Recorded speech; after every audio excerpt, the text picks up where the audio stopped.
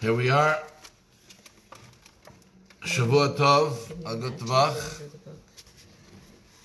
We're ending a beautiful Shabbos. We're ending a beautiful Shabbos that is coming straight from Hanukkah and going into as well a very special day. Tonight and tomorrow is Hey Tevis, which is a very important day in the Chabad world. The day that the books were returned back to the Hasidim, to the Rebbe and the Hasidim. So it's a very, very special Shabbos and Motzei Shabbos, and we ask all the blessings to come into our lives, into our homes from the Shabbos, the beautiful, peaceful, holy Shabbos, into our week that we enter now.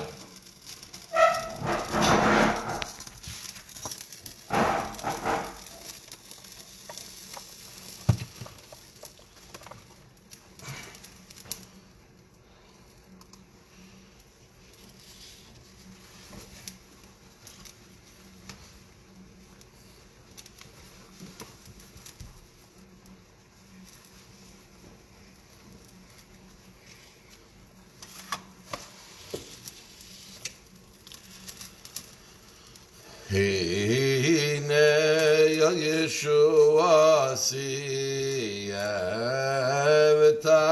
v'lo yevchad ki yaziv zimras yo Adonai v'yihi li Yeshua sheyawaftem Mayim bezasayin mimayne ya Yeshua Ladoino ya Yeshua Alamcha birchasecha selo Adinoi tzivay simanu mezavlanu yageselo Adonai tzivavois ashri adam b'teyach b'ch Adonai Yeshia HaMelech yaneinu v'yay mekawareinu Layodim avaisayra v'simcha v'isavasayin V'yikar kein tiyalanu K'yzeshuay zezah v'shem Adonai yekra Savrim eranam Barachato Adonai Eloheinu melech haolam b'yedei pri hagafen Barachato Adonai Eloheinu melech haolam b'yedei minei v'samim Dadi da da da da da da da dam to yadam Barato Adonai Eloheinu melech haolam b'yedei miyedei oesh Amen. Barato Adonai Eloheinu melech haolam Havdallah ben kodesh lechayil ben ar lechayshach ben Yisrael amim ben yayim ashviyi l'sheshizim me'amasa Baruch atah Adonai Havdallah ben kodesh lechayil Amen.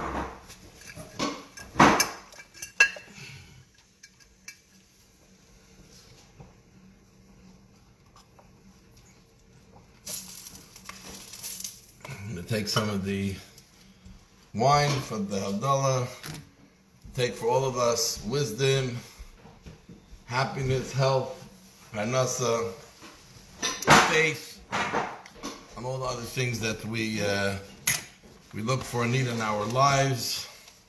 We'll make the bracha achrona and then we'll go to our weekly story. Baruch atah Adonai melech haolam. I'll give up again for all the stuff of the time that they were covered to Chatla and saying Lachem, if you have been to Barachem, and so on the Shlaim and what seems to go back Hamam and Kakabal Halaka. Nay Shlaim and a kid made a min Alin as a Khadim of Rachav the Shavatara, Kiato at night, and they will come Nelcha, or it's all big of Marathon, or it's all pre Hangoff, and so that's the Bracha Achrona. And tonight, I want to share you a story. A lot of times we talk about We're going into the week, a story about bitachon, about faith in Hashem that helps make parnasa happen in a stronger way and for everything else in our lives. So this is a story that takes us back to a little shtetl in Europe, going back over 150 years ago. And there was a fellow, a holy man. His name was Rabbi Yeruchim. He was a great scholar, very righteous person, did not have a following, but he studied Torah all day long and lived in holiness all his life. Like many people in those days, his wife Leah, she was the breadwinner. Not that she earned a lot, but she would go out to the main roads, buy some produce, eggs and produce from the farmers, local farmers, go and sell them to some of her neighbors for a little bit of a profit. And with that, she was able to eke out a little bit of a living that they had something on their table. It was always difficult during the winter months because once snow got on the road, the farmers would not come out, they would not bring any of their produce, their eggs and other things. And during that time, she had to live off of the little bit of capital that she had remaining from the other months of the year. One year was a very cold, snowy year, and she saw her capital depleting, and she was down to her last pennies. And she goes to her husband and says, Yeruchim, you know, things are very difficult. We have our last pennies. Soon we're not going to have any money to put food on the table. We have a few children at home. I need you to do something. You have to help me. You have to pray. You have to make something happen. We need to have money on our table. So her husband Yeruchim says, Leah, says, you lost your faith in Hashem. Hashem is the one who feeds the whole world. Hashem is the one who feeds every one of us. You think Hashem will abandon us, will forget about us? Absolutely not. You have to have faith in Hashem and for sure things will happen. And though she wanted to believe her husband because she knew he was a holy man, and he spoke with real faith, but she said, but tomorrow morning, what am I going to feed the kids? So he said, until tomorrow morning, stop worrying. Tomorrow morning, we'll figure out what to do. You're going to have faith in Hashem, a lot can happen until tomorrow morning. Anyways, she walked away a little bit encouraged, but still not sure what will be. That day, Rabbi Yeruchim is walking on the street. It was a little dark already, but he sees something in the snow shining a little bit from the moon. He goes closer and he picks it up. Looks like a coin. He cleans it off. It's a silver coin. So he's thinking to himself, Baruch Hashem, my wife will leave me alone. A silver coin will carry us for a little bit. She'll have food on the table. My wife will leave me alone. And as he's walking home, he's thinking, wait one second. If Hashem really wanted to help us, would he put a silver coin somewhere in the middle of the street for me to pick up? That's how we're going to get parnasa. It doesn't make sense. Hashem has much more dignified ways of giving us parnasa. Why would he put it out there in the street? It doesn't belong to us. This is not our parnasa. I want to have parnasa where it's clear it's from Hashem. And he decides that he's not going to tell his family about the silver coin. And tomorrow morning when he goes to the shul, quietly he'll slip it into the tzedakah box. But he comes home and he sits down to study, leaving the coin next to him. He's studying into the night. His wife comes to say goodnight or something to him, and she sees something shining next to him. She looks closer and she gives a shriek, wow, thank God, we have what to eat now. And all of a sudden he wakes up from his learning, he becomes aware she's there. And he said, don't touch this coin, it's not ours. She said, what do you mean it's not ours? What's it doing here? So he told her the whole story. And he says, imagine I wanted to give you a gift. And I threw something in the garbage and I said, go take your gift in the garbage. He said, is that called me giving you a present? We're asking Hashem for a present. I don't think Hashem is giving it to us in the street that I have to go bend down and find it. That's not Hashem's gift to us, not for us. His wife was at her end, but she had a lot of respect for her husband and his faith. And she said, okay. He said, I promise you, Hashem will not forget about us, he'll take care of us. And she said, we're in our last day of food. He says, have faith. Anyway, she goes to sleep. Now, meanwhile, there were two businessmen who were traveling. There were two businessmen who were traveling. And they were, it was a cold night, and they were coming through this town, and they really wanted to go in and warm up somewhere. And the whole town was quiet, and it was dark, except one house had a little candle burning. So they go to the house, they knock on the door. And Yeruchim is wondering who's knocking on my door at night. He goes to the door and he sees two well-dressed people in fur coats. And he says, come in, come in. And they say, Jewish people, they say, thank you so much for opening your door. And the Yeruchim say, we're very poor. I can't give you much, but you can come into a warm home. And my wife will put you up some hot water. We don't have much other food in the house to give you. They said, don't worry. We're wealthy people. We have a case full of food. We'll bring it in. You'll share with us even the food we have.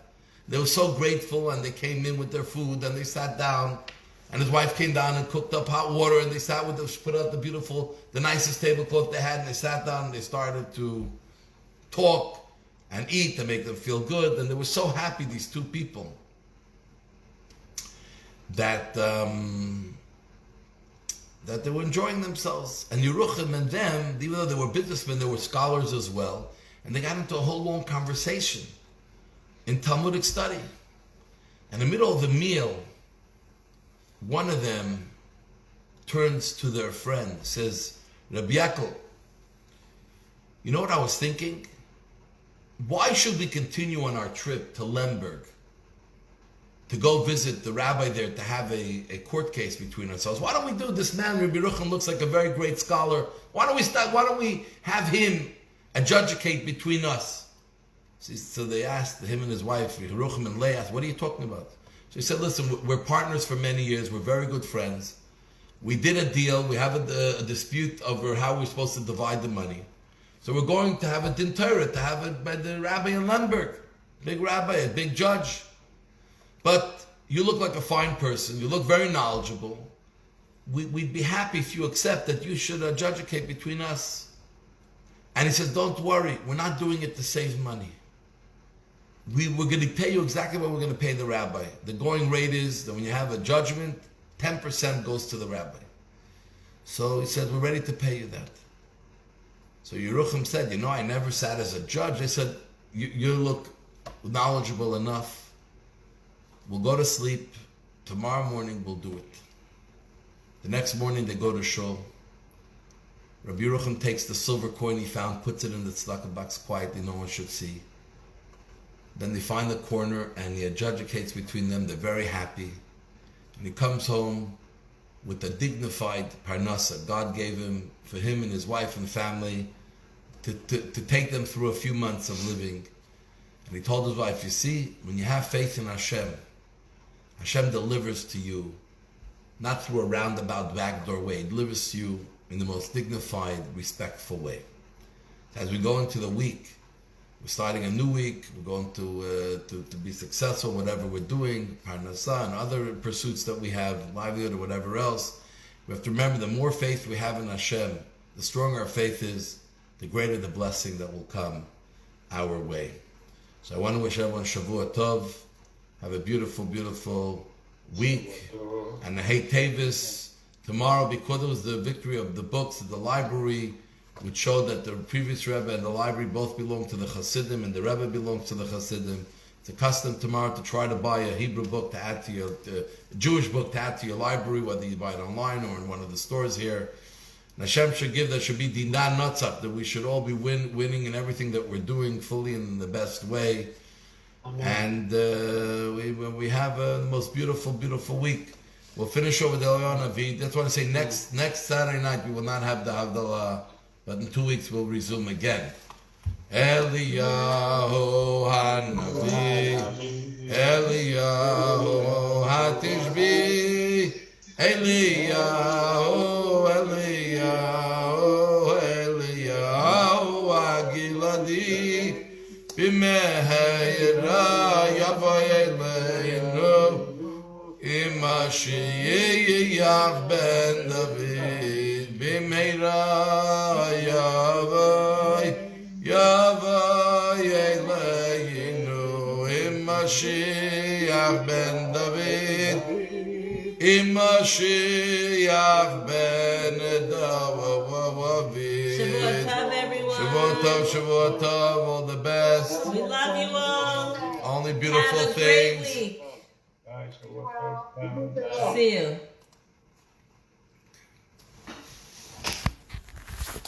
Shavua Tov, Agatavach.